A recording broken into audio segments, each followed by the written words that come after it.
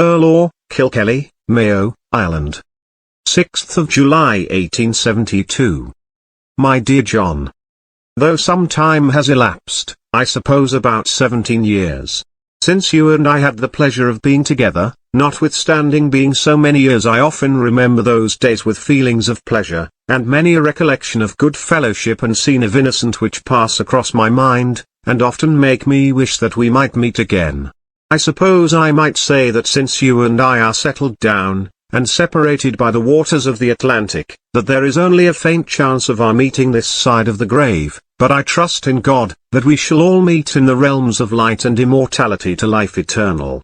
I hope to hear from you, find it convenient. Dear John. I might say in truth and certainty, that there is not one of the associates of my youthful and pastime days that I ever call to mind with such warmth of affection as I do yourself.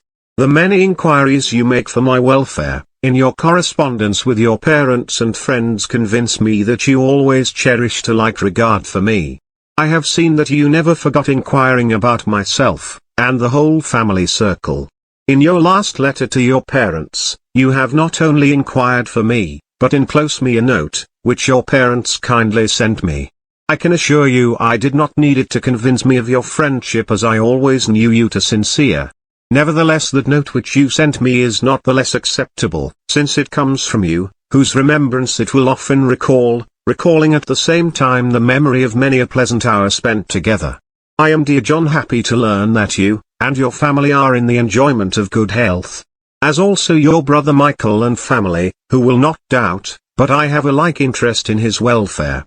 I was speaking to you, brother Dominic, a few days ago, and he told me they wrote, and hence I suppose that you are acquainted from time with all news turning up in this locality from the letters sent you home.